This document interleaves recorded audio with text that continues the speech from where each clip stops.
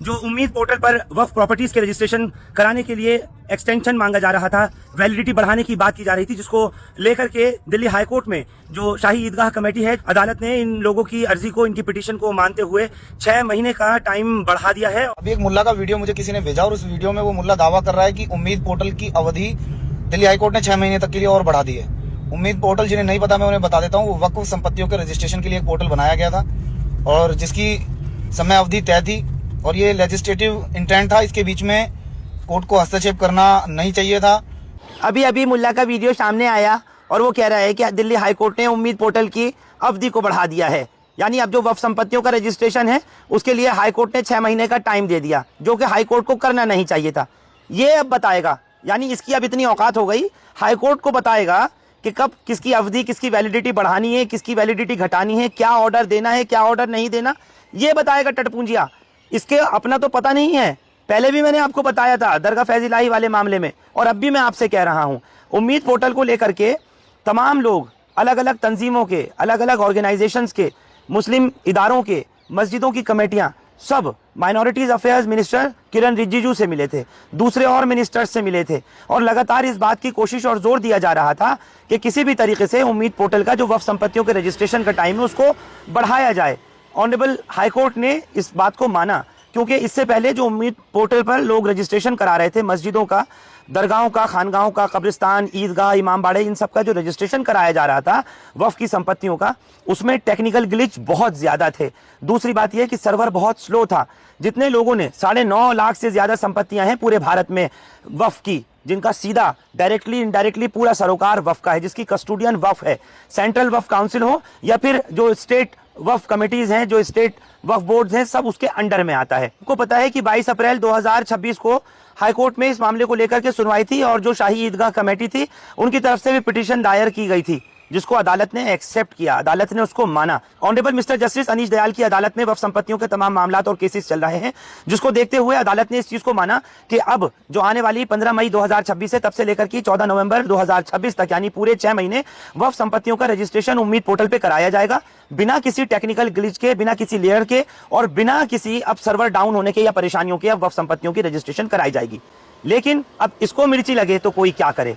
इसने मुल्ला का वीडियो देख लिया, जिसमें मुल्ला ये बता रहा है कि अब उम्मीद पोर्टल की अवधि वक्फ संपत्तियों के रजिस्ट्रेशन की 6 महीने बढ़ा दी गई है। तू बताएगा कि कब बढ़ानी है, कब घटानी है।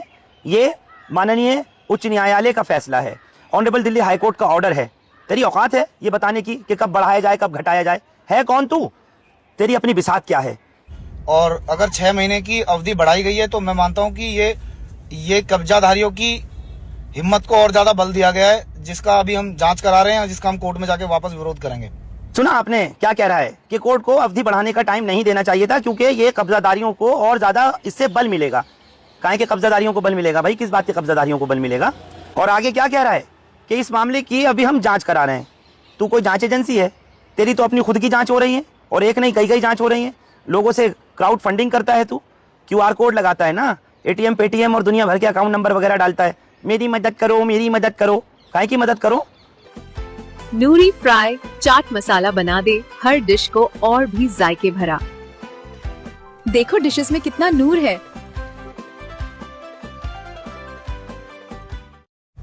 दूसरी बात, जांच इस बात की होनी चाहिए थी कि जो जमीनें मुल्ला कमेटी के पास आई, जो इन्होंने वक्फ की हुई है, वो इनके पास कैसे आई? क्योंकि हमारा दावा है कि पूरे देश में 95% से ज्यादा वक्फ प्रॉपर्टीज गवर्नमेंट की प्रॉपर्टी है या गरीबों की जमीन पर कब्जा है। तो अगर इस तरह का कोई ऑर्डर आपकी जानकारी में तो आप हमें भेजें, हम भी जांच कर रहे हैं। जांच में आने के बाद हाईकोर्ट में हम इसे चैलेंज करेंगे। इस तरह का कोई ऑर्डर आपके पास है तो हमको भेजें, हम भी जांच कर रहे हैं।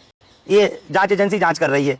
अपना जिसको खुद का नहीं पता वो दूसरों की बात कर रहा है, मंदिरों की, मस्जिदों की बात कर रहा है। रेलवे और डिफेंस के बाद अगर पूरे भारत में सबसे ज्यादा संपत्तियां हैं तो वो वक्फ की हैं। वक्फ कानून है, वक्फ एक्ट है, सब कुछ मौजूद है। कहां से आई? हवा में उड़ के आ गई। मस्जिद, ईदगाह, इमाम बाड़े और कब्रिस्तान ही गरीबों की जगह पर बनाए गए हैं ना। वक्फ का तो कोई मामला था ही नहीं। अब से पहले तो दुनिया थी नहीं, अब हुई है। जब से तू पैदा हुआ है तब से ही पता लगा है कि हाँ, कब्जाधारियों ने कब्जा कर रखा है। वक्फ की संपत्तियां वक्फ की नहीं है, सरकार की जगह है। वही ऑनरेबल हाई कोर्ट है जिसने तेरे फटकार लगाई थी, तेरी पिटीशन को टुच्ची करार दिया था कि किसने टुच्ची एप्लीकेशन लगाता है, कितनी टुच्ची पिटीशन लगाता है, जिसको यही नहीं पता कि समाज में लोग भूख से मर रहे हैं, प्यास से मर रहे हैं, वो नहीं देखना। और दूसरी जगहों पर अतिक्रमण हैं और दूसरे मजहब के कौन कौन से इस तरीके के स्मारक हैं जिनकी वजह से कब्जा हुआ है। और कहीं एनक्रोचमेंट नजर नहीं आया, सिर्फ मस्जिद दिखेगी, मजार कब्रिस्तान दिखेंगे और कुछ नहीं नजर आएगा। मेरा साथ मत छोड़ना, मुझे कभी अकेला मत छोड़ना। मैं जो लड़ाई लड़ रहा हूँ वो तुम्हारे लिए लड़ रहा हूँ।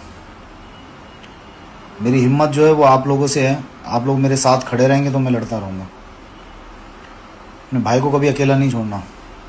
मेरी मदद करना, मेरी मदद करो। कैसी मदद करो? किस बात की मदद करो? तू शर फैलाए और लोग तेरी मदद करें। मेरा साथ मत छोड़ना, मुझे अकेला मत छोड़ना। मैं जो लड़ाई लड़ रहा हूँ वो तुम्हारे लिए लड़ रहा हूँ। कौन कह रहा है तेरे से तू लड़ाई लड़? किसने बोला है? समाज का खैरख्वाह बन के खड़ा हुआ है तू।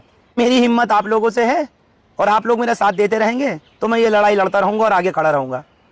आप ही लोग समझिए, इसके पीछे की इंटेंशन समझिए, इसके पीछे का मंसूबा समझिए कि क्या चाहता है ये, और लोगों से साथ देने की किस तरह की बात करता है, किस चीज़ के लिए पैसा और फंड मांगता है।